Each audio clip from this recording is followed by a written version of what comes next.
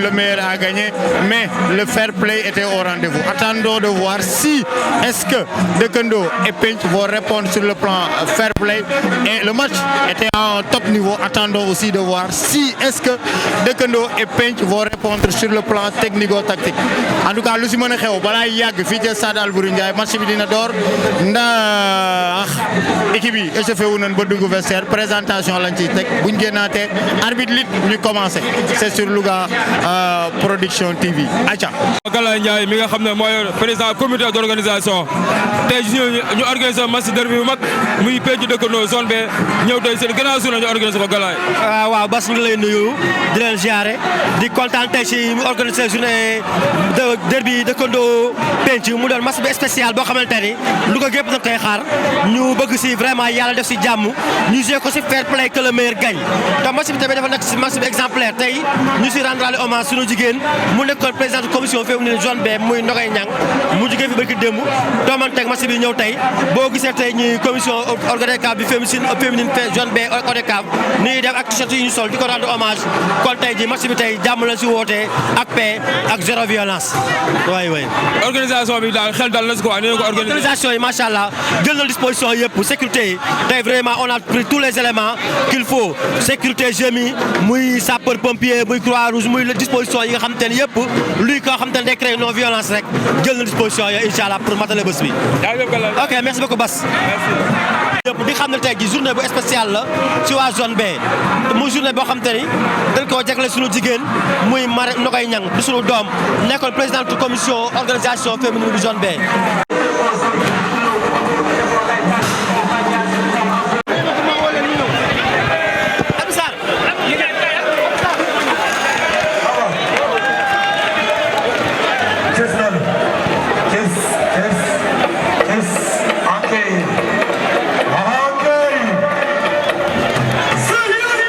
Khalifa moom la waa zone Nogay Niang moom la waa zone B di rendre hommage jàpp naa ne aussi lii mënul ñàkk ci.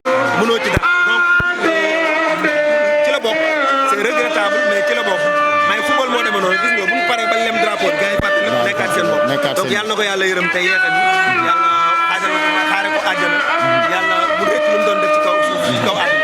Elle a rendu du service à la zone B, elle a rendu service au Ladeta, elle a rendu du service au football local.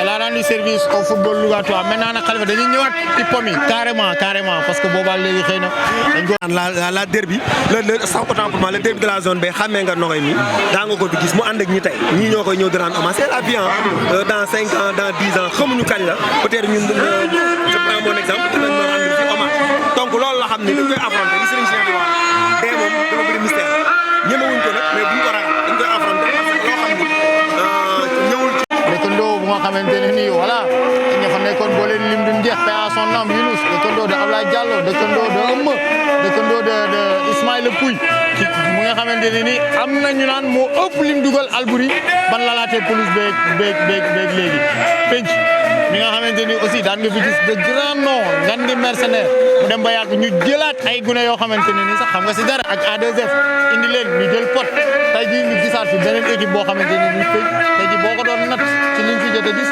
ak yi jot a jàll bii dafa mel ne moo gën a suufe mais nag derby la parce que quoi ñoo am qualité bi et xëy na dañuy bañ a natt seen bopp foofu parce que ñaari équipe yëpp dañoo nekk en reconstruction xam nga boo football dégg alors moom tamit quel que soit Alpha day accepter recul stratégique recomposition ba koy maa ngi lim sànq Serigne Fallou Ndiaye mais xoolal Baye Talla c'est un jeune mais il a de l'expérience. Serigne Fallou un excellent buteur un excellent buteur. C'est le fils de Bamba Ndiaye.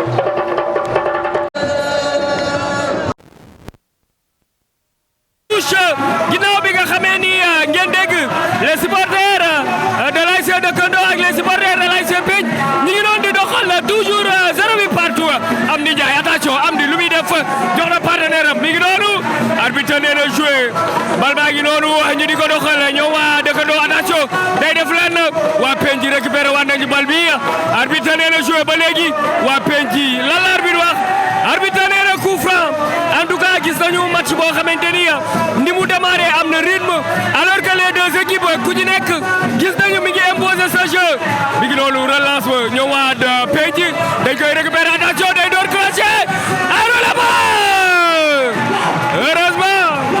heureusement Mika match bi nag teel na tàng Mika. teel na tàng je pense pense que dina neex c'est une première frappe ki nga xam ne moom mooy Ndiaga Kabré moom moo ko def en faveur des rouges et blancs. Actuellement les verts et blancs ñoom ñoo ko obtenu le défenseur central qui fait la passe pour son excentré laissez passer attention lan lay def da ngay dem ba tey le gardien de Kondo qui récupère la balle sur ses pieds actuellement vêtu en numéro 99 ñu ngi dem ba tey c'est une tête ma ngay dem ba tey que dit l'arbitre c'est une faute en faveur des verts et blancs.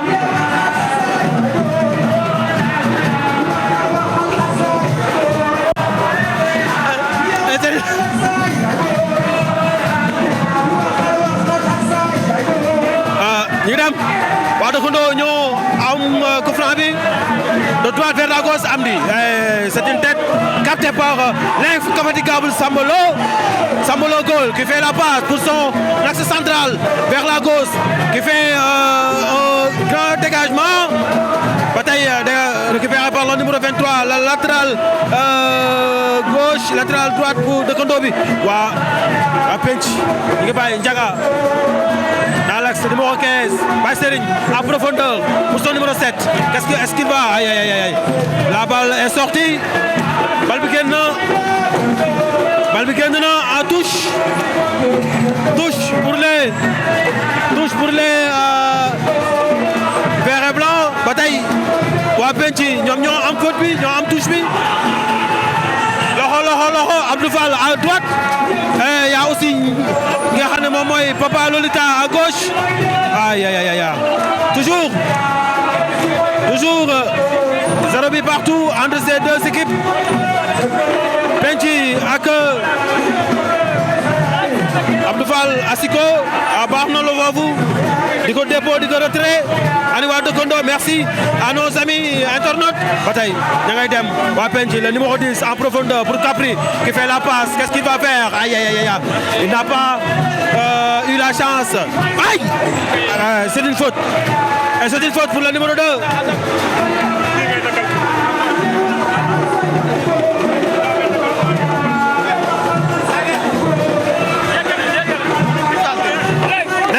Neymar qui fait le contrôle c'est un bon contrôle Neymar ba tey Neymar aïe aïe aïe ba tey bon retour pour Baye Serigne qui fait la passe pour Ndiaga est-ce qu'il va pas prendre la balle Ndiaga ay balle ba rëcc na ba tey pour le portier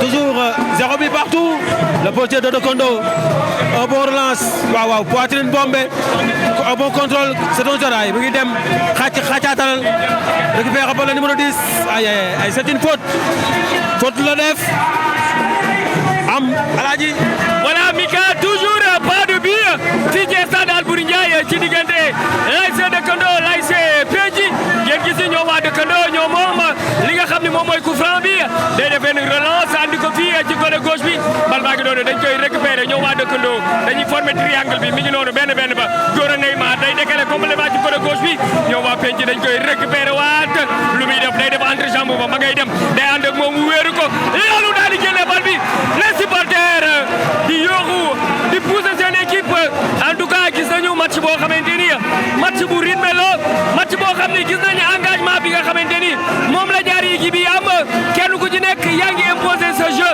teg bal bi ba noppi andi li nga xam ne mooy rigueur loolu dañ ko soxla ci genre match yi coup franc pour l'ASC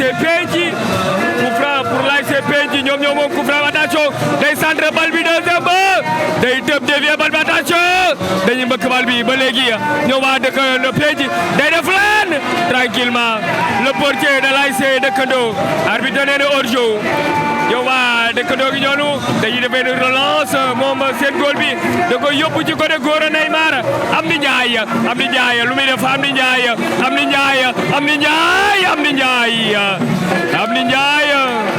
en tout cas voilà mi ngi noonu toujours ba léegi ku nekk yaa ngi koy jéem a chercher pour andi dara alors que Amdi Ndiaye mi ngi noonu jël touche bi di ko jox partenaire am touche pour l'ASC de Kondo Amdi Ndiaye contrôle sur la poitrine bal bi day daal di génnaat li nga xam ni moom mooy touche ba léegi gis nañu dëkkandoo ñu ngi noonu di pousser di imposer mais décaler complètement daal di décaler complètement jeu bi ci côté gauche ci côté Gora Neymar dossard numéro 10 de l'ASC Dëkkandoo touche Gora attention ñoom waa Penc dañuy récupérer bal bi def benn dégagement écarté danger bi déedéet waa Dëkkandoo ñu ngi noonu mbëkkaat bal bi bal baa ngi noonu ñoom waa Penc ñu ngi noonu yor ko Dëkkandoo dañ koy récupérer waat arbitre nee na joué lan la ñuy def waa Dëkkandoo ñu ngi noonu day def lan day passe waaye Amdi Ndiaye attention ñoom waa Dëkkandoo ñu ngi noonu passe bi des na baax Penc récupéré nañ bal bi day andi ci digg bi ci rond central bi mu daal di yaatal andi ko fii ci côté droite bi mu daal di génne fële bal bi attention ma nga noonu ba léegi ñoo waa Penc ñoo yor bal bi lan lay def waaye nee na ko wundu du fi naanee ñeex nee na wundu du fi naanee ñeex en tout cas Mika match bi teel na neex. non teel na neex là on a eu du bon football actuellement toutes les deux équipes ñu ngi montré dangereuses du côté de ces deux côtés toujours 0 but partout entre Penc ak Dëkkandoo on a joué 10 minutes actuellement ba tey ndam demul ndam dikul comme gars yi ni ñu koy defee ba tey Penc en rouge Ndiaga Capri moom moo est-ce qu'il va dialogue alors que loolu dafa am solo touche pour l'ASC Penc ñi ngi noonu touche bal bi attention da koy dévier lan la arbitre wax arbitre nee na joué bal baa ngi noonu Amdi Ndiaye ba léegi ñoo waa Dëkkandoo Penc ñi ngi noonu yor bal bi lan la ñuy def day def benn contrôle arbitre nee na coup franc pour l'ASC Dëkkandoo ñoo moom coup franc bi noonu ñoo waa Dëkkandoo ñoo moom li nga xam ni moom mooy coup franc bi toujours 0 but partout fii ci stade Albouri Ndiaye 14 minutes de jeu Gora Neymar attention ñoo waa Dëkkandoo ñu ngi noonu yor bal bi lan lay def day yaatal génn complètement fële ca gannaaw teewul ba léegi ñoo waa Dëkkandoo ñu ngi noonu yor bal bi di ko doxal seen zone di ko benn am Diop Andi Ndiaye l'ASC Dëkkandoo lan la ñuy def comme solution day def benn relance waa ji dugal tànkam teewul ba léegi l'ASC Dëkkandoo attention da koy décaler passe bi foofu dafa bari nee na ko dafa bari passe bi dafa bari toujours 0 but partout ba léegi kenn dugalagul le portier de l'ASC Penc ñu ngi noonu l'ASC Penc day def lan day def benn relance fële la koy génne day def lan bal bi daay génn wala ba léegi arbitre nee na joué ñoom waa Penc day ànd ak moom da koy gunge topp ko ba bal bi daal di génn toujours Mika kenn lakkagul jaaxi Jacob 15 minutes de jeu pour nos amis internautes qui disent que pourquoi on n'entend pas Papa Lolita là où on est auprès des supporters de l'ASC Dëkkandoo ci côté boobu lañ nekk moo tax vous n'arrivez pas à entendre Papa Lolita on s'excuse pour les supporters de Penc attention l'arbitre ne dit rien et l'attaquant de Penc qui demande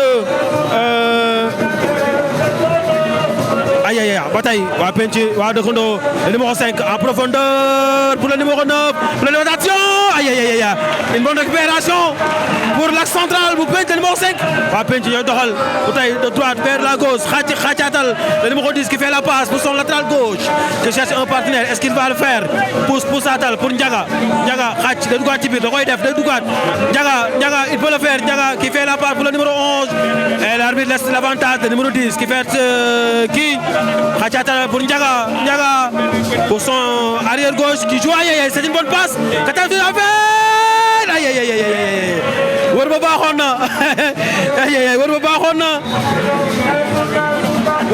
na ba tey waa Penc ñooy doxalaat di dem di ñëw di ko andi di ko yóbbu à profondeur et la balle est sortie en touche en faveur des verts et blancs.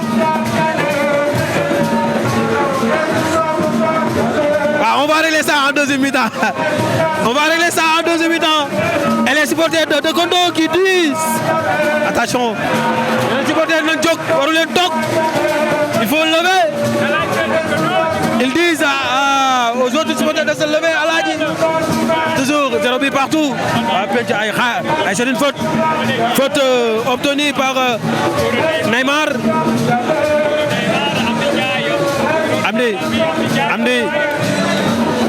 Amné est le coach de Penty qui dit de ses de se calmer. Attends, Neymar pour Amné. Neymar qui fait la passe pour son numéro 10, 77. Khachat, c'est un roulé Noko. C'est une passe. Barna récupéré par le bin. Neymar. Khachat, Dougatibir, Amné, Lalaïdef. Qui change le jeu pour son excentré. C'est un partenaire pour le numéro 9. Attention, que dit l'arbitre, il n'y a pas une faute. Le numéro 10 à profondeur pour le numéro 7. Goal Bidjol Noko. Gardien Bidjol Noko. Toujours 0 but partout. On a joué 18 minutes de jeu ici au stade Alboury Ndiaye. Le derby de la zone B entre Dekondo et Khane Momoy Penty Bataille. Dekondo ñoy doxal sen axe central bi joué de droite de gauche vers la droite, il donne la balle pour son portier Khacharal contrôle droite dem ci bir et c'est un partenaire. Le jeu est calme. Attention pour en profondeur pour son numéro 9 et c'est une faute. Faute obtenue par le numéro 5 en faveur des rouges et blancs. Aladji toujours 18 minutes de jeu, toujours 0 but partout entre nga xam ne moom mooy Penty ak nga xam ne moom mooy Dekondo. Voilà Aladji mi ngi noonu ba léegi kenn dugalagul kenn lakkagul caaxi ci diggante l'ASC Dekondo ak l'ASC Penty toujours pas de but. Bal baa ngi noonu ñëw waa Dekondo lan lay def day dévier bal bi moom Amdy Ndiaye. Heureusement que waa Penty dañ koy récupérer lan lay def day xëcc bal bi daa def benn rotation bien jouée du côté de l'ASC Penty. En tout cas ba léegi ñëw waa Penty ñu ngi noonu yor bal bi di ko doxal day paas ci kaw récupéré nañ ko ñëw waa Dekondo day def benn bu gudd daal di jël bal bi attention da koy andi ci Gora Neymar lan lay def da koy fixé Gora Neymar entre jambe ba day rëdd bal bi attention day door Aladji lu mu bi moo bëri dafa bëri voilà en tout cas laay na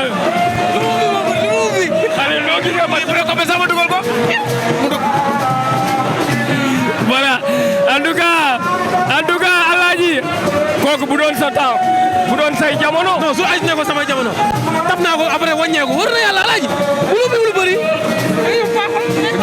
gars yi booy doon wuñ la quoi yàlla doon wuñ ma voilà mi ngi noonu Aladji nee na day paas kay en tout cas gars yëpp xooloon nañ ko ci caaxi mais heureusement que bal bi dafa passé à côté toujours 0 but partout fii ci stade Alboury Ndiaye ci diggante l'ASC Dekondo ak l'ASC Penty ngeen gis li ma leen doon wax que match bi am na rythme bal baa ngi noonu ñoom waa Dekondo lan la ñuy def bal bi daal di génn touche Aladji ba léegi kenn lakkagul jaaxi. waaw kenn lakkagul jaaxi toujours 0 but partout entre Penty ak Dekondo 20 minutes de jeu ici au stade Alboury Ndiaye ba tey waa Penty ñoom ñooy doxal on a vu auprès de nous ci partenaire Dekondo yi commencé waat nañ jugaat nañ dañoo toogoon mais jugaat nañ di yëngal Baye Serigne c'est une touche en faveur des rouges et blancs. Les rouges et blancs touche en faveur des rouges et blancs ba tey Fallou Galas Baye Mbène Sëñ Fallou Mbacké le numéro 3 l'arrière gauche l'arrière droite des rouges et blancs. La touche est effectuée ba tey touche ba baaxul dégagé par latéral gauche attention aïe ba tey bëggoon na ko gardien ba Samba Gollo toujours Sambalo qui fait la passe pour son défenseur raquette doo ubbi raquette lañ koy waaye raquette na ko delloo na ko parce que xamul lu nekk ci gannaawam ba tey au milieu waa Penty ñoo doxal ba tey seen surpasse dañuy jouer xàcc au milieu pour le zone numéro 10 ay waay orienté ba y a pas de faute ba tey Tabana pour son numéro 11 qui fait la passe, il n'a pas réussi sa passe, il a récupéré encore la balle. Baye Serigne feinte, retour pour Tabana, de droite vers la gauche pour Ndiaga Capri, Esfirga, aïe. La balle est sortie en corner. Que dit l'arbitre? La balle est sortie en corner. La balle est sortie en corner. Aladji. Actuellement 22 minutes de jeu ici au stade Albouri Ndiaye.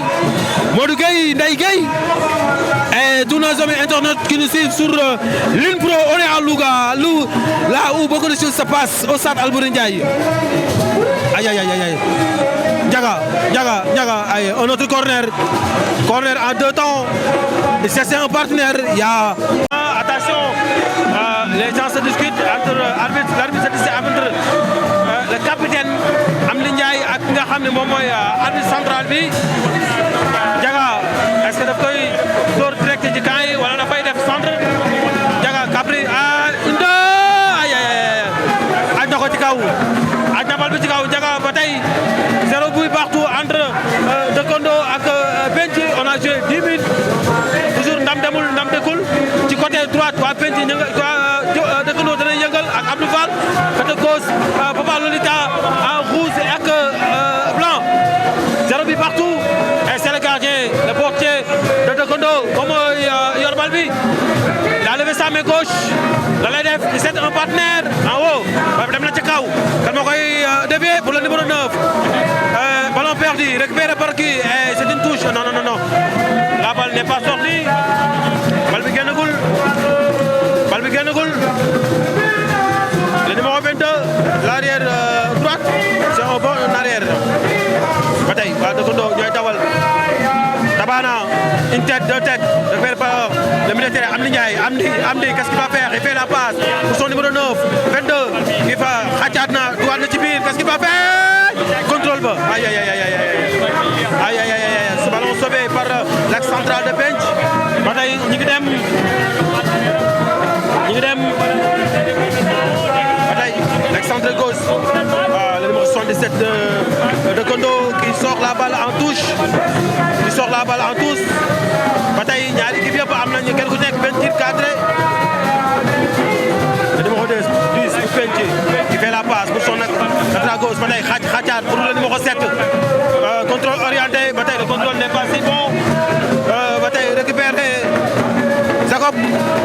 Ba tey joué nañ 11 minutes léegi dugg ci 12e minute bi. Toujours 0 bi partout naa la waay. Benji dëkk la. En profondeur pour les rouges. Ndiaga en poitrine. Il n'y a pas de jeu. Ba tey waa Benji ñoo daw le numéro 17 qui rate son contrôle. Récupéré par le numéro 22. Attention dégage par le numéro 25. En profondeur en tête pour le défenseur. El de Bison ba baaxul loolu El de Bison xacaat Tabana qui récupère la balle. Toujours et c'est une faute en faveur des verts et blancs. Une touche pour les verts et blancs. Et c'est une faute. L'arrière droite qui cherche à jouer la balle à gauche.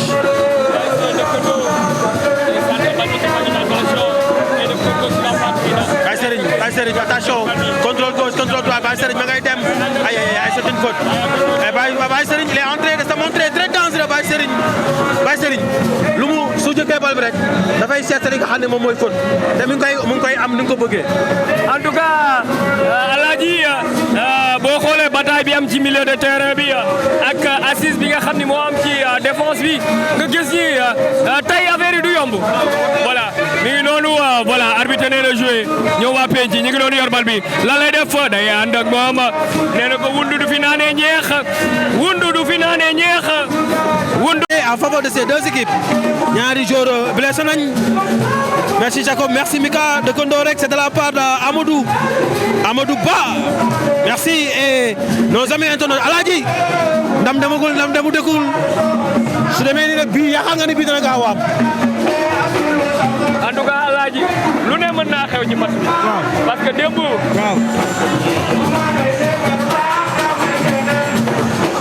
Dekondo ak jëwrin dem nañu bañ ñi gars yi dañuy jamono jëwrin autant pour moi jamono jëwrin dem nañu bañ ñi dañuy bëgg a samp nul ñee daal di dugal daanaka 88e minute de jeu match ba yow kenn xaaru ko fi woon kenn xaaru woon ba xam mas na am kenn xaaru ko bu ñëwee baax na sëñ bi sit lool mais démb homme de match président zone waaw c'était William il a fait une bonne organisation parce que Abdou Sarr aussi il a copié su Ndiaga William Attention, corner en faveur des rouges et blancs. Qu'est-ce qu'il va faire?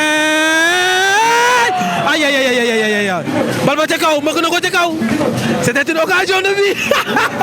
Une occasion de vie en faveur des rouges et blancs.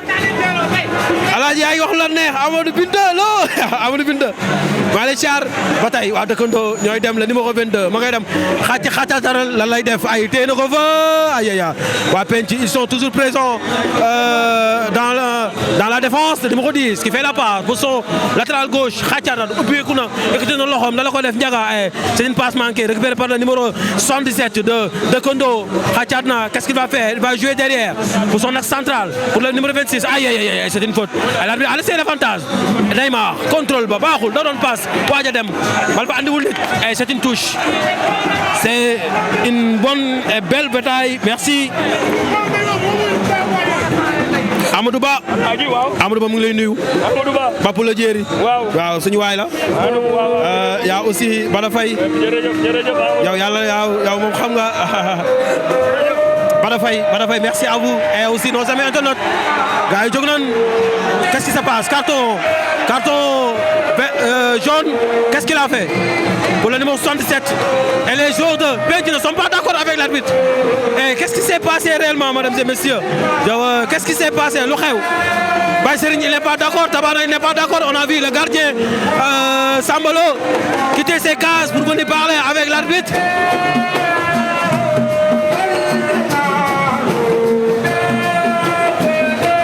Faye, merci à toi. Merci à vous. ba tey Ibrahima démb loo réeral Ibrahima démb dañ ko visité am lu ñu nangu ci moom mu metti ko. Line yaa Mika sama waa ji de daa am lu seer ci moom lu ñu nekk. da ko doon nëbbu. Voilà. ñu muy daa ma def 19 minutes ngir yàlla jox ma lii. te li ci gën a graw avant match bi ci di yàq la jël xale bi di ko yóbbu léegi ndekete ci yoon bi la bii bi duggee ma woo ko foo nekk mu ne ma sama waay démb ba 3 heures du matin ma nga koñ boobu di nax xale bi da doon jooy rek waaye bëgg maa tudd moom turu waa ji ndax daa bari jël mais internaute Mame Cheikh Lo 26 minutes de jeu ici au stade Albouri Ndiaye. Il y a le joueur qui s'était blessé. Diogno. Binta Mbaye. Bataille, ils ont joué derrière, Wapench. Joué derrière pour le numéro 5 qui fait la passe pour un autre pressing par le numéro 9. Bataille, aïe, ballon récupéré par le numéro 22 de Kondo. La Laïdef, Khachat, top le numéro, aïe, aïe, aïe. Une passe manquée, récupéré par le numéro 11 qui sert ce qui, Baye Serigne, Khachat, dans les deux du rôle des Kenar. Do Obi, regarde pour son numéro 2, c'est l'arrière gauche. Le numéro 77 qui fait un bon dégagement. Le numéro 77 toujours présent au milieu. Aïe, aïe.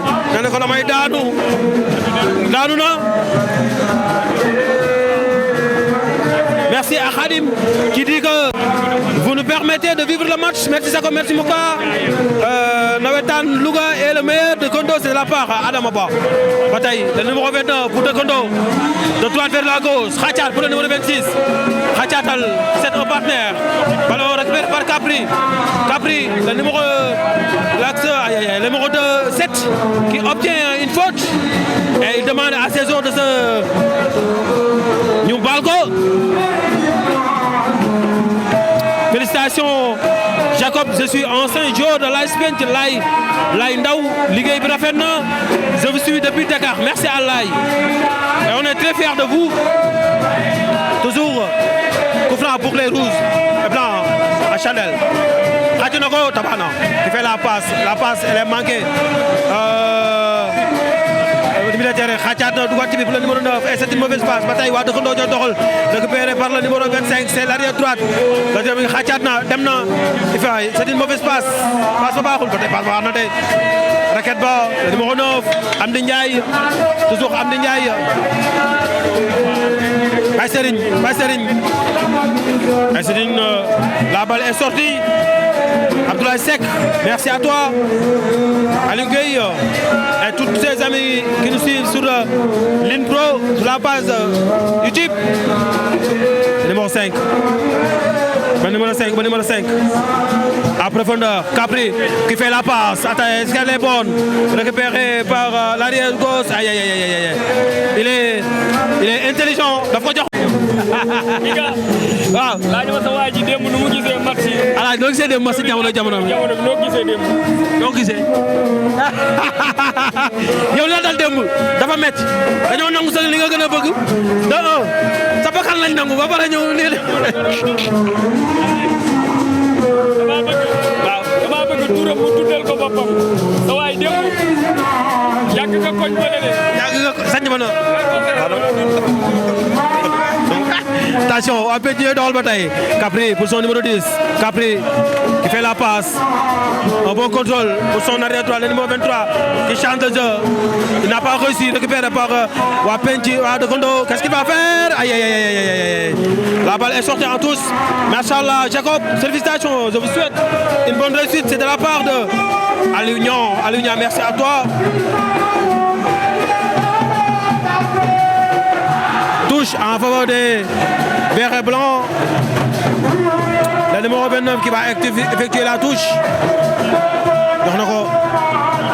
Bataille, Dara Amoul. Allez, la balle est sortie.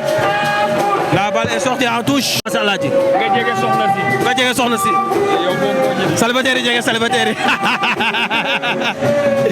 Merci Jacob. Cette année-ci devenu taquiné. 30 minutes de jeu à l'Adi. Bientôt, on a joué 31 minutes de jeu. Toujours servi partout. Voilà, on a eu 30 minutes de jeu. Dans 15 minutes, moi je dirais que plus les gars qui ont temps additionnel, nous avons mi-temps. Voilà. Voilà, bien nous. Là, c'est Penji. Là, nous avons fait le bal bagi noonu ñoo waa dëkkandoo dañ koy dégager bal bi daal di génn complètement arbitre ne la joué dañuy def lan ña nga doon di xeex ci digg bi da koy jël attention bal bi daal di génn 6 mètres toujours mais Mika booy asiko yi li ñuy woy neex na. non xam nga li may wax à chaque fois rek actuellement nii côté culturel bi au niveau des ASC asiko yi ñoo fi andiwaat tey ni joueur di jogante ci kaw ci suuf moom lay asiko yi jogante ci kaw kenn ku ci nekk maanaam derby lañ koy joué maanaam bu ñu gisee dem bu Ndiaga ak Pia doon nañ derby tey Abdou Fall bi nga xam ni il fait partie des anciens ñu doon dëgg asiko moom aussi tamit mi ngi jogante ak Papa Lolita comme ni koy waxee toujours 0 but partout entre ces deux ASC 32 minutes de jeu ici au stade Alboury Ndiaye. waa ñoo am faute ñoo am touche l'arrière droite qui va effectuer la faute aïe aïe aïe récupéré par les défenseurs des verts et blancs Tabana qui fait la passe pour Baye Serigne est-ce que dana ko jàpp ngay daxante ak moom def na ko affaire de lëkk la balle n'est pas sortie aïe aïe aïe toujours ñoom ñoo ko téye ba tey.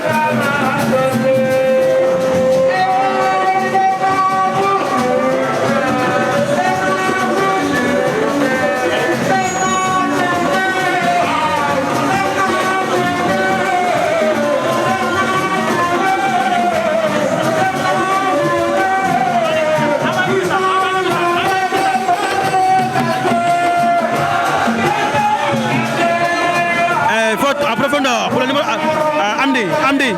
Amdi delluwaat na ci gannaaw aïe aïe c'est une mauvaise passe waa Pento Baye Serigne en profondeur pour le numéro 7 et l'arbitre que dit l'arbitre il y a rien du tout et l'arbitre qui va revenir sur la faute actuellement 3 joueurs au sol 2 Penty 1 de Kodo le gardien je pense qu'il n'est pas blessé aïe aïe aïe mais arbitre dafa revenir ci faute bi ci première faute bi avant deuxième faute bi di am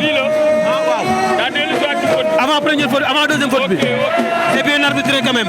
mais en tout cas Mika comme li ma lay wax rek match bi moo toll foofu dafa serré parce que fi mu nekk kenn nekkul sa temps fort parfois day basculer du côté de Kondo parfois mu basculer du côté Penty moo tax ñoom ñaar ku nekk.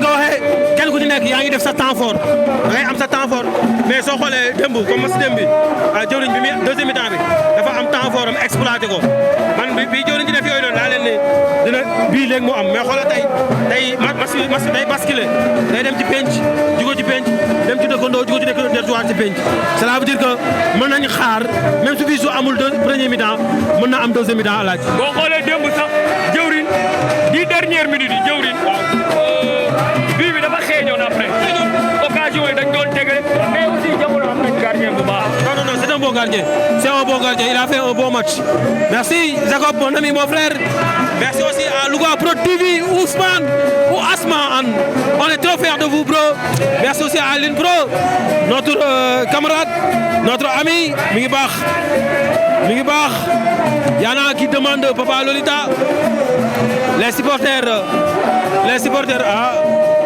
gars yi ñuy jël di rafet na waa ji nee na waa ñaari équipe yi dañuy nappante rek kenn ñemewul sa morom kii di kooku dafa graaw de mi ngi neex de bilahi Bada Faye mooy Siko man penci Lolita mooy Aliou Gueye merci à toi 36 minutes de jeu toujours 0 but partout alaaji ma bàyyi la nga doxal ma mën a waxtaan ak mën naar laay waxtaan voilà di wax rek toujours ba léegi ñaari équipe yi kenn dugalagul en tout cas jamono jii ñu wax ak yéen gis nañu supporters yi ñu ngi noonu di yëngal du côté de l'ASC Dëkkandoo même aussi du côté de l'ASC Penci tu ko xam Dëkkandoo xam Penci xam macha allah dañoo am public te dañoo am ñoo xam ne dañoo mën a supporter to donc li may wax ni rek football lii dajee bokk charme football équipe faaw mu am benn public boo xam ni faaw ñu koy sentir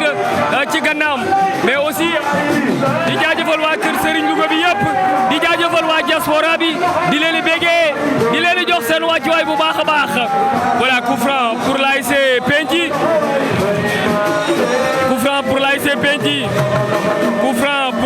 Penci en tout cas gis nañu le portier de l'ASC Dëkkandoo ba léegi moom xamaguñu exact lan moo ko dal mais en tout cas dañ koy ñaanal mu ñëw ci jàmm prompt rétablissement ba ñëwaat mën a reprendre continuer waat ci match bi parce que sànq ba léegi aussi gis nañ ko mi ngi ci match bi donc xam naa contact bi mu am ak joueur Penci bi xam naa ni fa ñu dalante rek moo metti ci moom dëgg donc dañ koy ñaanal mu wéraat ci jàmm jugaat ba mën a àggale match am toujours ngeen dégg ba léegi comme ni ma koy waxee démb ñu gis ni diggante l'ASC Jëwrin ak l'ASC Jamono en tout cas rien à dire liñ doon xaar ci diggante Jamono ak Jëwrin rien à dire vraiment franchement bravo aux deux équipes yi nga xam ni kenn ku ci nekk ñëw nga marqué sa empreinte wane sa bopp moo tax ku ci nekk mérité woon nga gagné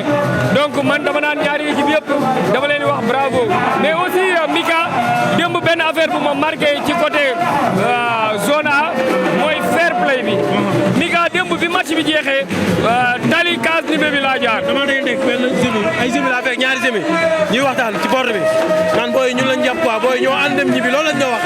déggoo lii maa ko gisal sama bopp man maa gis supporter Jëwrin yor drapeau Jamono ñuy dox biir case bi mbé ñuy ànd ñuy sol orange noir ñuy sol vert blanc ñuy ànd di waxtaan. waaw sax Jamono nga fay gis c'était trop cool démb gis naa comme ni nga waxee booy Jamono yi am na ñoo xam ne biir Jëwrin leen jaar estate yi tey soo gisee amul gaarawaale Kaffrine ak seen nawetaan la après ñun ñëpp ñoo bokk Louga ñoo bokk sañ ñoo bokk sañ Jamono alaaj mais Mika dañoo toll ci jamono goo xam ne sax léegi ndaw ñi nekkatuñ bi di xeex ak yooyu léegi ndaw ñi xam nga lan la ñuy xeexe noo amee dara tabax kër takk sa soxna yor say waajur bokk ci ñiy teralaate donc ndaw ñi loolu la ñuy xeexee léegi donc da ngay gis dañuy solu sañse ñëw seetaan xool ko ci fair play après ñu dem ñibbiwaat xëy suba nekkaat ci seen activité donc yàlla na yàlla defal ñëpp jàmm te alors que ñu Louga aussi ñun noonu la ñu war a doxee parce que mag ñi fi jaar wane nañu exemple boobu tey xel bu demee ci Mamela Djili Mbaye nga xam ni rek mën naa jël exemple ci moom bépp ñambur wax dëgg yàlla la nga war a xeex dëgg-dëgg mooy xool noo jëmale dëkk bi kanam jàpp ci dara mën a bokk ci ñi nga xamante ni dañuy faj buum gàcc yi moo tax xel day dem aussi ci suñu mbokk waa diaspora bi ay jàmbaar lañu donte ñi nekk Louga ak li wër Louga yal na yàlla defal ñëpp jàmm. Allahumma amiin alaaji comme ni nga ko waxee il nous suit ñoom ñu ngi ñuy bàyyi xel leen ñaan yàlla defal ñoom ñëpp la partie continue loolu mooy Louga billahi merci Bada Faye merci gars yi nga am attention après profondeur aïe une passe ratée merci Jacob ci kaddu yu rafet yi toujours à lui-même de droite vers la gauche waa penc ñoom ñooy doxal toujours 40 une minute de jeu le numéro 7 et l'arbitre ne dit rien ballon récupéré par les Verts en chandelle et c'est une tête il a joué doucement lentement Amni Ndiaye Neymar le numéro 10 qui fait la passe pour Baye Serigne dana ko passe ba tey dana amul ñu doon noonu dañ lay def de gauche vers la droite dégagé na ko voilà chandelle ba tey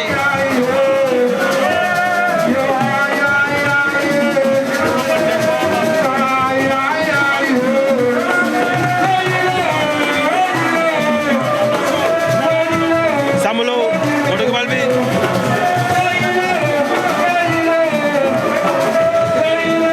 qui fait la passe pour son l'axe central le numéro 5 qui lève la tête qui fait la passe pour le numéro 11 muy dem doxal dégagé na ko ci kaw pour le numéro 7 devee na ko il n'a pas vu personne Baye Serigne était trop loin le numéro 5 pour l'AS Penc est-ce qu'il va faire il va jouer pour Sambolo ba tey pas de pressing la balle est en 5 mètres 50 Awa Chouponet merci à toi merci à Modou Diop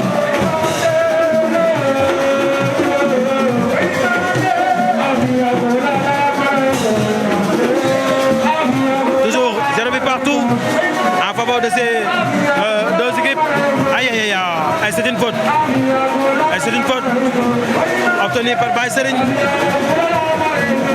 Dekondo moo koy yëngal Ramata merci à toi. Abdou Fall il est à côté de nous. Di jégalu à profondeur. Pour qui? Pour le récupérer par l'arrière droite le numéro 10.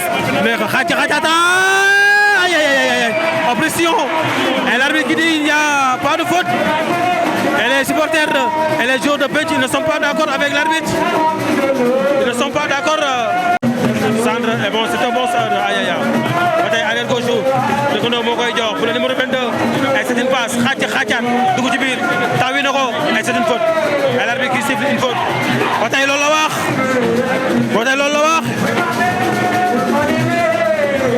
Ahmed Diagne Ahmed ma nga ca kaw ñun la waa suuf Ahmed et en haut Amadou Ahmed mi ngi ci kaw daa demoon phase nationale dafa sonn Neymar passe ba baaxul pour le numéro Amdi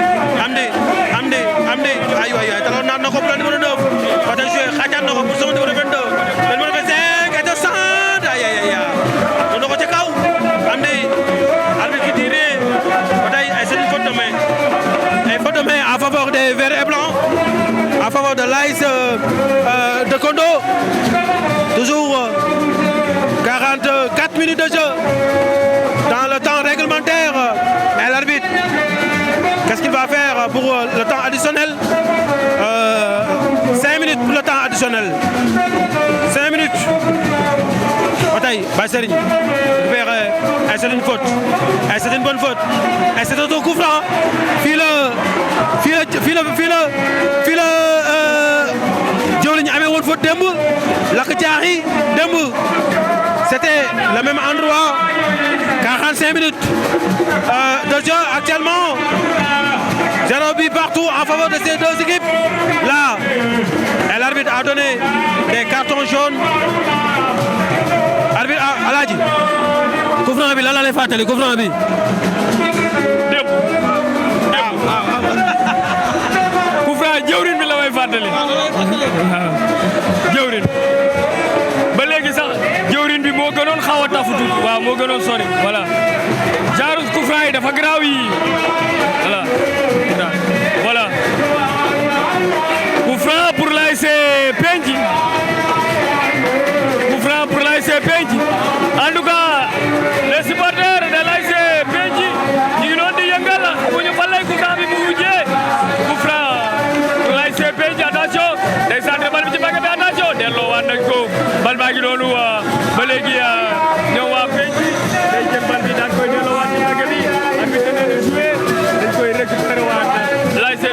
ña nga doon yor bal bi day demee ni relance ak pied gauche bi Gora Neymar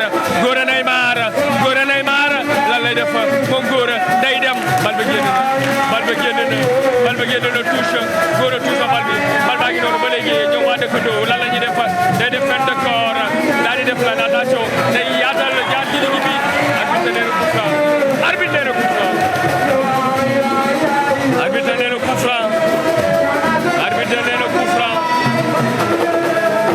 nee na coup franc Laysé dëkkandoo ñu ngi noonu ñoom moom coup franc bi dañ koy delloo ci gannaaw ñoom waa dëkkandoo ña nga noonu day dóor benn crochet lan lay def da koy yaatal fii ci côté gauche bi mu bàyyi ci Gora Neymar Gora da koy fixé entre jambe ba Gora day def lan Gora day raté Gora Neymar en tout cas le portier de Laysé feeñ en tout cas taxawaay bi baax na ñu en place amul benn pression ci li muy def toujours 0 bi partout arbitre nee na joué ñëw waa penc ñu ngi doon yor bal bi dëkkandoo dañuy récupéré waat bal bi ba léegi dëkkandoo lan la ñuy def day def benn passe day def lan ñu yaatal ko triangle ba day yaatal génne ko fële ca côté droite bi mu daal di jël bal bi fii wante moom ba bal bi daal di génn touche ba bal bi daal di génn touche ba bal bi daal di génn touche en tout cas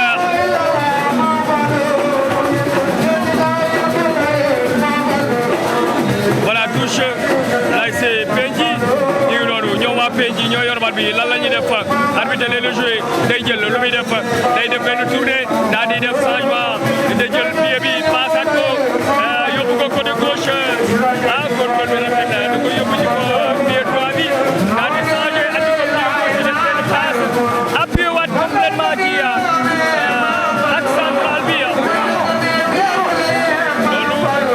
loolu borom technique dëgg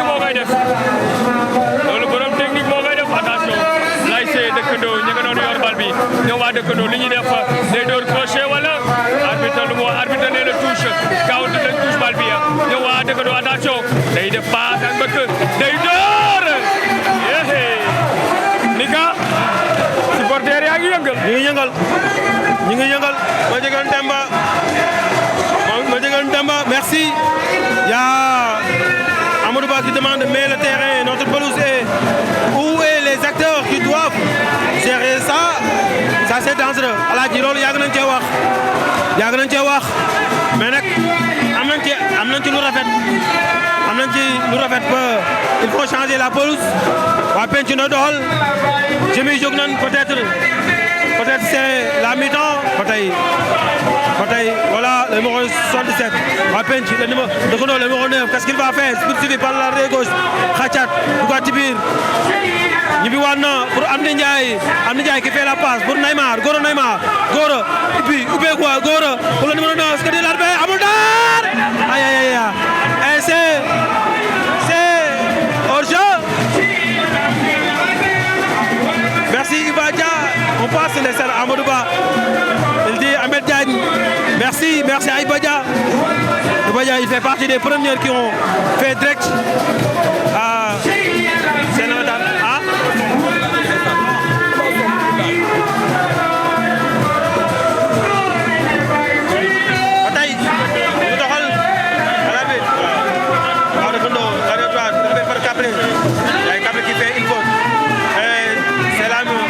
C'est la mi-temps, 0 but partout entre Dekondo et Pench.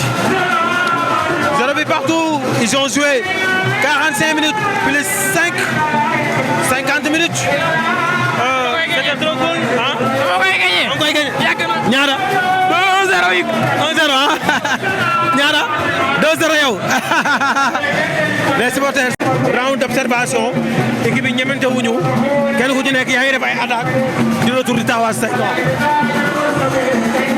Mika à chaque fois dama naan am na match yoo xam ne histoire de lu benn rek moom la à chaque fois xëy na mentalité yi ak football niveau boo ci toll rek ak la mu laaj mais bu dee côté navétane mën naa wax Louga du ci moroomu kenn xëy na nag beneen côté bi ndax naa yi problème de triche dañuy ber championnat bi dañ koy ber. dañ naan l'histoire est une science qui étudie le passé mais elle s'intéresse principalement aux événements donc lii événement boo xam ni histoire da koy bindaat fii ci Louga da koy bindaat ci navétane Louga et que li ma lay wax rek nee naa. wallahi balle ñu wallahi bon graw yàlla ngeen gañe graw yàlla ngeen gañe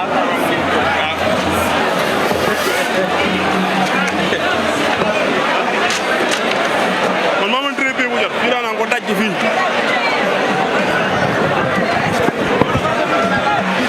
waaw dans le micro yi yoo xamante ni dañ koy téye am rythme bu leer ba noppi nekk ci dynamique bu wóor équipe yooyu yow day fekk yow nga jógee Ligue 1 Ligue 2 waaye yow ñoom motivation bi ñuy am ni ñuy motivé woo yow day fekk yow nga découragé ñiy gedd ñiy kii donc boo xefee rek da ngay mel na gendarme ki li ko dal mën na la dal te kenn ñaanu ko yàlla waaye nag bëgg nañu président Ndiambour war naa génn wax de. mais daa war a wax parce que muy laaj dafa ñëw ci askan bi laaj leen askan bi jox ko Ndiambour. Voilà, merci de retour ici au stade Albouri Ndiaye pour la deuxième mi-temps entre Pench et Dekondo. Actuellement, c'est Dekondo qui a commencé à s'attaquer, récupéré par, attention, une première faute obtenue par les Verts qui vont jouer très rapidement. Le moment où nous sommes, ñu ngi fi nga xam ne moom mooy stade Albouri Ndiaye après 45 minutes di jaajëfal Jacob pour ses analyses très pertinentes yi nga xam ni tey léegi gars yi dajale na ko en faveur de Ndiambour bi nga xam ne moom la gars yi bokk ak li nga xam ne moom mooy les nawetaan au niveau de Louga actuellement ñi nga xam ne moom mooy supporters yi commencé guñu moo tax actuellement stade bi mi ngi selaw Gora Neymar qui fait la passe pour son latéral gauche ba tey et une faute en faveur des verts et blancs ba tey ñu ngi ci round nappante Amni Ndiaye devancé par l'axe central de numéro 4, l'un des défenseurs de l'AS Pench. Et ce sera une longue touche.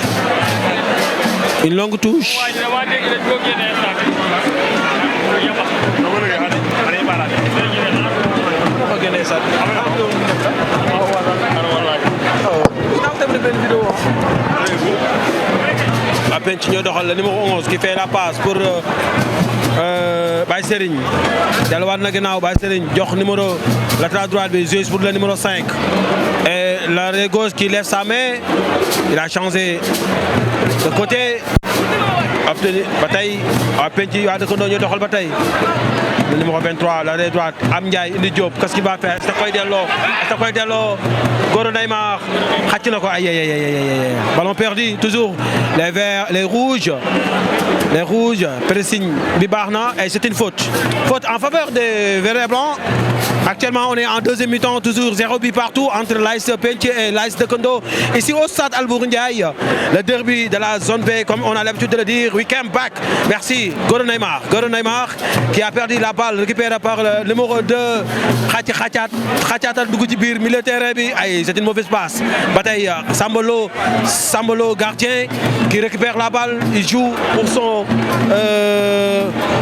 défenseur qui lève la tête pour Capri, pelouse ba Capri pour le numéro 10, le numéro 17 Capri, profondeur, il n'a pas eu la chance pour ce info.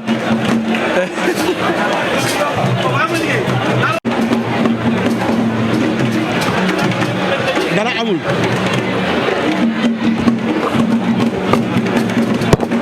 Le gardien de Dekondo, les 5m50.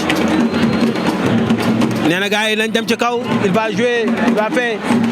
faire une longue passe longue. Dégagement, la tête de Capri récupérée par la latéral droite ñu ngi jaayante nan doole amul dara et c'est une faute. Et les supporters des rouges et blancs ne sont pas d'accord avec l'arbitre. Toujours 0 but partout ici au stade Albouri Ndiaye. Et l'arbitre qui replace les joueurs. ba tey nee na tekkaaral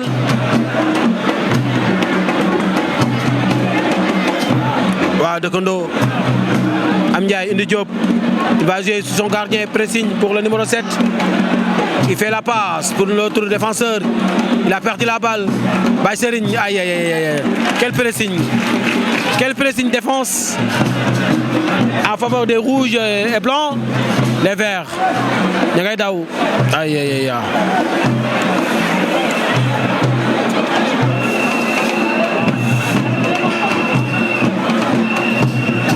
woo naa ko nee na mi ngi ñëw waaw yow les rouges et blancs, le numéro 10 qui joue en défense, récupéré par l'arrière droit d'Imoes pour jouer pour Sambolo. Sambolo qui fait un contrôle, qu'est-ce qu'il va faire? Il ne prend pas de risque, il fait la passe pour Tabaye, le numéro 5 qui fait un long dégagement du bas de la balle. La balle est sortie en 5,50 m. Toujours 0 but partout ci ñaari équipe yi entre Dekondo ak Penc ba tey kenn ku ci nekk da nga noppi kenn waxul ndam demagul ndam dikkagul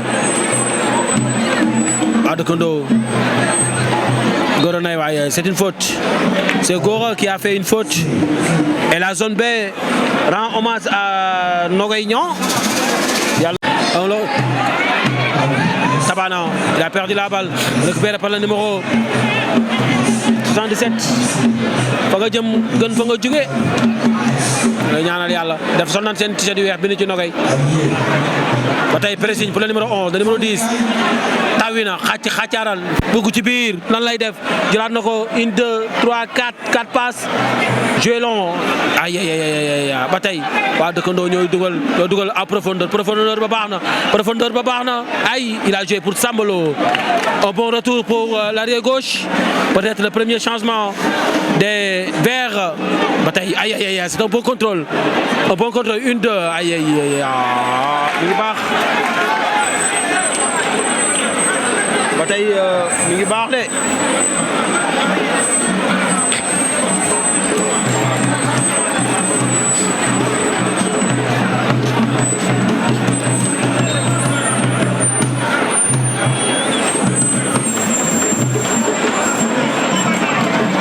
Bataille nee na teg ay soo paree nga jël de nee na teg ñu dem Ndiaga il a levé la tête Ndiaga et c'est un but pour teg ñu dem Ndiaga il a levé la tête Ndiaga et c'est un but pour Penc qui marque et Baye Serigne aïe et c'est un bon centre de Baye Serigne le du gardien et Penc qui ouvre le score actuellement 1 but partout 1 but à 0 en faveur des rouges et blancs et c'est un but bi ñëw na xaar nañ ko ñëw na et Penc qui marque le premier but Ndiaga qui dribble Ndiaga qui occupe l'espace et Ndiaga qui fait un centre pour Baye Serigne qui teg son tank qui a fait l'arbitre qui appelle ses joueurs et c'est un but Baye Serigne marque Penc marque Alaaji xaaroon nañ ko ñëw na Penc dugal le premier bi Alaaji nee naa ni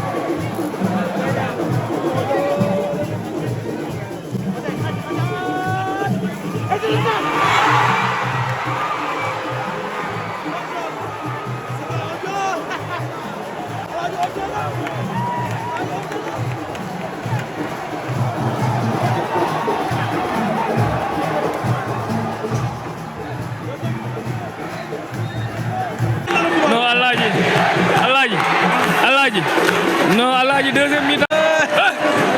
Aladji, un but partout, 1 but à 0. Attention en faveur de Penc. Penc ñëw na, Penc la ñu dëkk. Commencé yëngal. Saay ba yëngatu na en faveur des Roues. Attention, waa dëkkandoo ñu koy dem pour le numéro 5. Aïe. Et les Verts ne sont pas d'accord avec les coachs. Qu'est-ce qui s'est passé maintenant? Et Penc qui marque le but. Marqué par Baye Serigne avec un beau centre de Ndiaga Kapri. Mu décalé à gauche. Xaacal mu def passe profondeur. Baye Serigne ñëw teg tànk ba gardien ba et c'est un but. Là où nous parlons du moins. Saay ba yëngatu na. Saay ba yëngatu na en faveur des rouges et blancs. Borom saay ba yëngatu na. Birin baa ngi yëngu. Affaire yaa ngi yëngu toujours. Un but à 0. Attention waa Penc ñooy dawalaat ba tey les rouges. Ndiaga qui fait la passe pour Baye Serigne xaaj dugg ci biir Tabana en profondeur qui va ay refus de jeu et hors-jeu et les autres ne sont pas d'accord ci kaw gi yëngatu. Penc Pororo moom la supporter yi di way. waa dëkkandoo ñooy dawal la tête Tabana deuxième tête ba tey xeex ba ci kaw xàcc pour le numéro 15 waaw mu ngay dem Tabana attention Tabana ballon de lance le numéro 5 fait la passe pour son numéro 2 mu xàcc ko ci kaw pour le numéro 7 récupéré par les défenseurs des Bayer Baye Serigne avec son expérience Baye Serigne xàccaatal xaar mu dem il fait la passe une mauvaise passe la passe les portes ba tey ñoom ñooy dégager. Le numéro 5, attention! Aïe! L'expérience de Sambolo! Bataille Amadoul, retour pour le numéro 2 qui fait un mauvais débat. Goro Neymar, il a raté son contrôle et touche en faveur des Verts. Longuement, Sambolo a fait sortir une bonne balle. Balle bu waroon nekk bi pour le Kondo, peut-être c'était l'égalisation. Bataille, waaw de Kondo, ils sont là. Bataille ñu ngi bëre ci kaw. Le numéro 9, le numéro 13, attends, qu'est-ce qu'il va faire? Le numéro 15. Et l'arbitre qui siffle une faute. Bataille toujours. Aj na équipe bi aju na. Al beneen téléphone. Bataille waa dëkkandoo Penc le numéro Baye Serigne bokk le numéro 10 xàccaat joué waat ci gannaaw joxe ko le numéro 11 attention ay c'est une faute en faveur des rouges et blancs. Penc ñu ngi yëngal ci kaw di yëngal ci suuf waa dëkkandoo aussi tamit war ngeen a yëngal ci kaw yëngal ci suuf espérer légalisation pourquoi pas.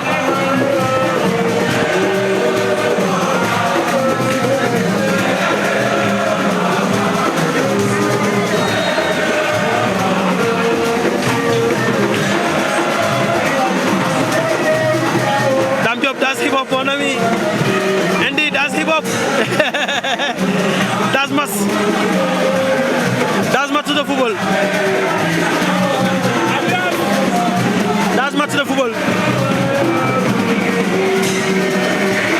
attention Kapri qui fait la passe intercepté par le défenseur des Verts et Blancs. Bataille le numéro 17 qui récupère la balle. C'est une faute le numéro 77. Toujours attention le numéro 22 xaata dugg ci biir jël na ko centre ay Sambolo un bon dégagement pour Baye Serigne demaat na xàcc Baye Serigne ba tey mooy dem Baye Serigne Rosa ba ngay jóg Ndiaga et qu'est-ce qu'il va faire Ndiaga? Et il a obtenu la faute Ndiaga Kapli il est en train de faire son match.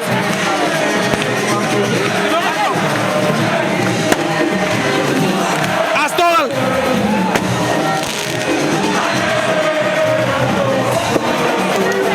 saay ba yëngatu na du côté des rouges et blancs saay ba yëngatu na Rosao et Penc 1 but à 0. Actuellement, c'est Pench qui mène 1 but à 0. Ici au stade Albouri Ndiaye. Pench ñoo obtenir coup franc. Ñu ngay discussion entre 4 joueurs grands. Alessiane, bëgg naa la. Galaye, maa lay jaajëfal. Le numéro 2 et le numéro 10 sont devant la balle. Qu'est-ce qu'ils vont faire? Le numéro 10, Khati, reculé, di xool. Gardien bi def na barrage am 2 personnes. Ma ngay dem. Le numéro 2, le numéro 10, qu'est-ce qu'ils vont faire? Ba tey Khati attaque! Et c'est une tête! Et c'est une tête! Et c'est hors-jeu! Et c'est un hors-jeu! Alaaji hors-jeu là! Alaaji hors-jeu là! Hors-jeu là! Hors-jeu là am na. Deuxième but marqué et l'arbitre qui siffle en jeu. Waa Pench nga yëngal. Waa dëkkandoo nañu tekkaaral. Ils sont en train de parler avec les dirigeants. Peut-être ils ne sont pas d'accord sur le classement. Waa Pench ñu koy doxal et c'est une faute en faveur des Verts. En faveur des Verts waa dëkkandoo ñoo am faute. Waa dëkkandoo ñoo am faute. Jëmi sonn nan. Bilaay jëmi sonn nan. Waa teer man Yàlla jëmi sonn.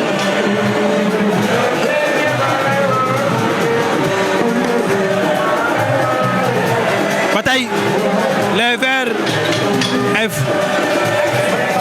Toujours 1 but à 0 en faveur des rouges et blancs. Et c'est une faute pour Pench. Yëkkati nañ seen banc bi jóg na. Attention, aïe aïe aïe. Une mauvaise passe récupérée par les Verts. Amdi qui lève la tête. Amdi. Et la deuxième. Qu'est-ce qu'il va faire? Aïe. Tourne. Aïe, Sambolo.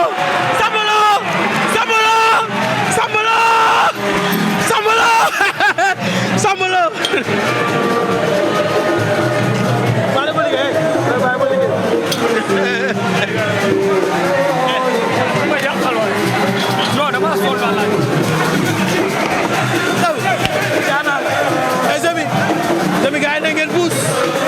Toujours 1 but à 0.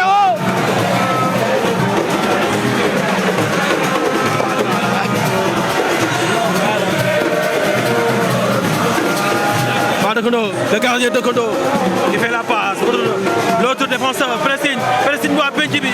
Ba tey ñu ngay dem. Et c'est une faute en faveur des Verts et Blancs. En faveur des Verts. Merci Ami Collé Diop, Ami. Amadou Ba qui dit décourager c'est pas de Kondo. Waa Pench ñoo yëngal ba kaw. Tabana qui fait un bon dégagement. Récupéré peut-être par le gardien des Verts, Khatiar, il lève la tête aussi, il fait la passe à Chandel, Ndiaga, le numéro 10, qui fait la passe numéro 11, 10, 2, Demna, Ndiaga, Baye Serigne, tegal na ko ci kanam, Baye Serigne, Ndiaga, Baye Serigne, ay bal ba génn na en touche, et toujours bon, l'équipe de Pench qui montre, il fait que gars yi bàyyi xel sur l'intro, la page Facebook de l'intro. Et Pench qui mène 1 but à 0. Le but est marqué par Baye Serigne avec un bon centre. 62e minute de jeu.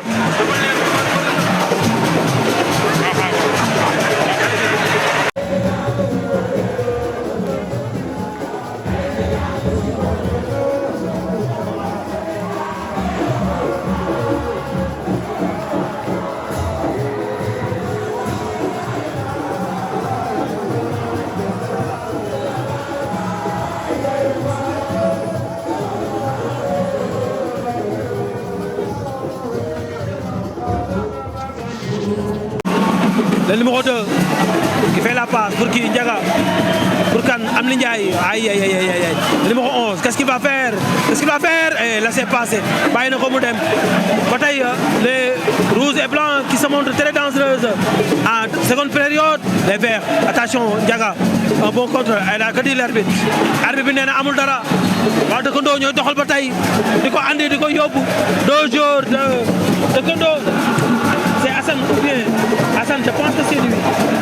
Hassan moom moo nekkoon ay temps moom moo nekkoon le deuxième de Yakati. Hassan il est là, il est toujours présent dans les arrêts, dans dans ces cases.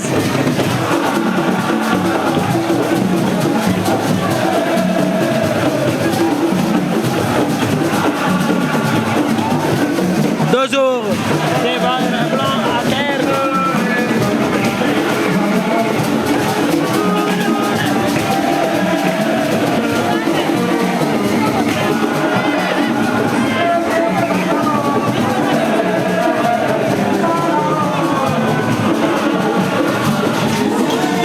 Il est blessé.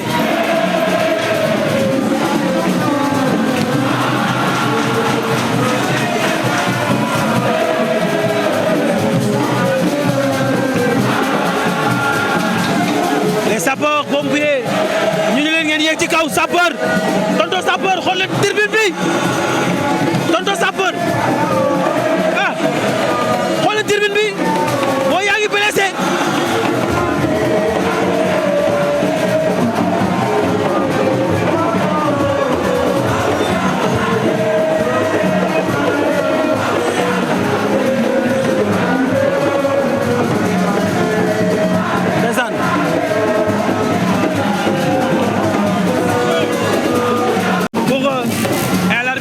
Il faut chanter, il faut danser, même soo amul victoire sax nawetaan foo agréé la waa dëkk waa penc ñoo am corner ba tey premier changement du côté des Verts le numéro 16 entrant numéro 5 sortant numéro 5 sortant 16 entrant.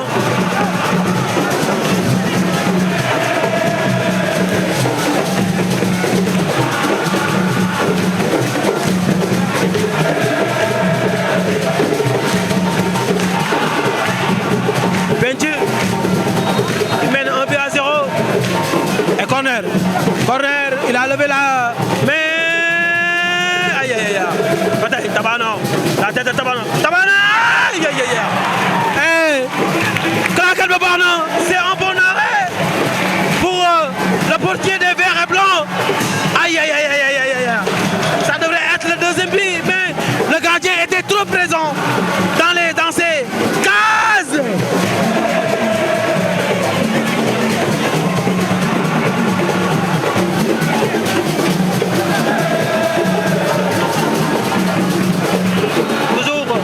Le corner, il a levé sa main une deuxième fois. Qu'est-ce qu'il va faire? La tête, aïe aïe aïe, dans les bras du copier, et ça on compte. Baïserine qui revient, qui fiore la balle en touche. Baïserine, il est en train de faire son match, Baïserine, parce qu'il a de l'expérience. C'est un bon joueur, Baïserine. Peut-être Tchanoko Diap rek. Mom ak ay Amni Ndiaye. Les Verts et Blancs, peut-être ils vont revenir de Kondola. Attention, le numéro 25. Il n'y a pas de faute, Ndiaga. Est-ce que dit l'arbitre? Amni Ndiaye est là, tout le monde est là, ils sont là. Et là, le jeu est repris.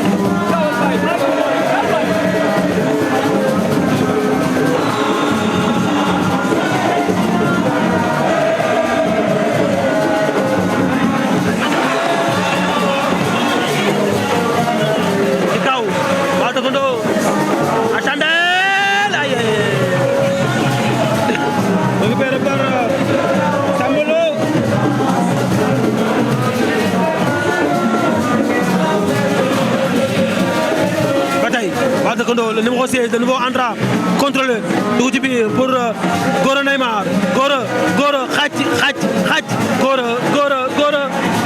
pour une part pour le numéro 16, aïe aïe aïe, poto, la ilaha illallah, Muhammad Rasulullah, c'est le nouveau entrant qui tire, Chikao, Wadakondo, Achandel. Récupéré par Sambolo.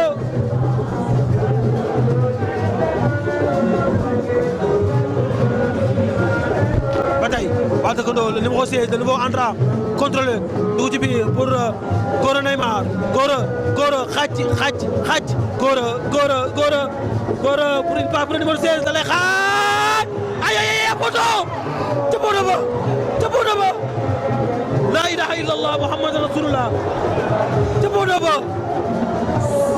C'est le nouveau entrant qui tire la balle du Bordeaux.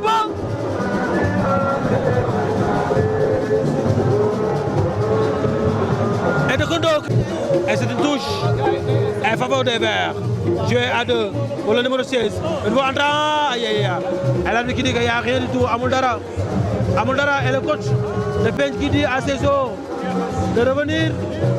Le gardien Hassan à profondeur pour son arrière qui fait une 2 Amdi Ndiaye. Ah, qu'est-ce qu'il va faire? Attention. Khatchat tout va dire. Et c'est l'égalisation. Une 2 Amdi Ndiaye. Ah, qu'est-ce qu'il va faire? Attention.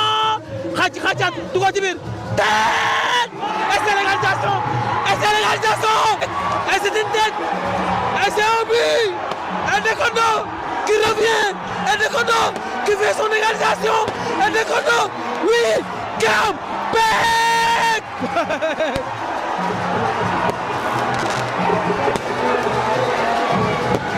De Kondo là. De Kondo est de retour. Les gars, c'est l'égalisation des Verts. C'est l'égalisation des Verts. De Kondo ñëw na. De Kondo un but partout. La ilaha illallah. De Kondo répond à Petch.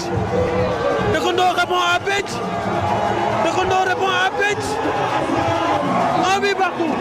Ici au stade Abdou Ndiaye. Entre De Kondo et Petch.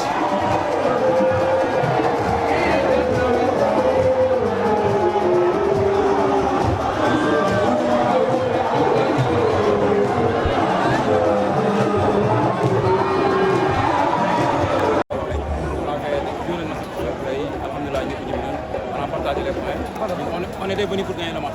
Mais en premier temps, on a vu que Pench est venu pour taper. Mais en deuxième temps, c'est ce qui nous a surpris. C'était un peu surpris. Mais une réaction baax na quoi parce que réagir nañ ba jëli ko on pouvait même mener dugal ak beneen bi mais nii la ko yàlla Est-ce que psychologiquement, en tant que coach, vous avez eu la chance de préparer les jours? Qu'est-ce que en deuxième mi-temps que ni lii danañ leen fi fekk aussi tamit le fait que nga njëkk a encaissé bi aussi tamit est-ce que tamit du wàññi li nga xam ne moom mooy configuration bi nga amoon? waaw même xam nga moom équipe moom à chaque fois boo jëlee bii rek peut-être mën naa am réorganisation tactique forcément day am quoi parce que da nga jël bii boo xam ni c'est qui fait le jeu la nga jël ko mais comme li ma la waxoon léegi rek les gosses maanaam li leen santoon def nañ ko ba réagir noonu ba ñëw ci benn bii avant bii bi sax moom nañu dugal benn bii boo xam ni peut-être on a manqué action boobu quoi mais réaction bi baax na quoi. Donc we come back comme on a l'habitude de dire c'est un tournoi il y aura deux tours match yi nga xam ne dinañ ñëw est-ce que aussi tamit avec match nul bi ça va est-ce que dana leen permettre tey ngeen mën a dugg ci tournoi. waaw mais boo xoolee dëkkandoo daaw bokkul mais ren aussi dafa nekk équipe boo xam ne lépp lu bees la quoi ñuy defaraat dëkkandoo actuellement dañuy nekk defaraat match par match lañ koy jël parce que xam nañ championnat te dëkkandoo aussi c'est l'équipe à battre ñun on est conscient de ça moo tax à chaque fois dañuy travailler pour loolu le match c'était plus mental que sax technico-tactique mais match mental bi lañ ci doon gën a jouer et alors que gis nañu boy le mental était là et on a eu benn point bi bien vrai que dañu bëggoon gagner yóbbu ndam li koñ mais lépp kër ñu ko la jëm. Ok merci coach, bonne chance pour la reste.